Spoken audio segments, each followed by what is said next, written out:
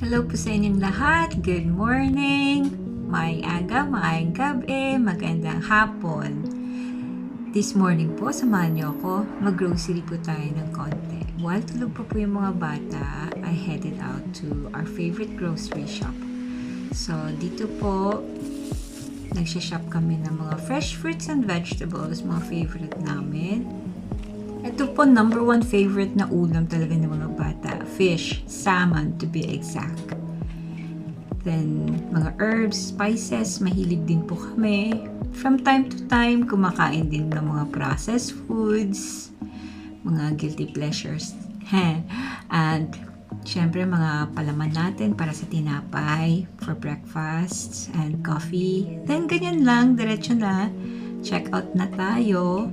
And dito, kailangan magdala ka ng bag mo kasi bibilin mo yung plastic bag mo if wala kang dala. Ayan. Mga reusable bags dapat. Text ko sa inyo yung magandang cherry blossom sa labas. And then, pauwi na po tayo. Medyo makulimlim, but we are not complaining. Makakapagod ng routine, but we are not complaining at all as well because let us always remember things happen for a reason and let's always pray to God and thank Him for all the blessings.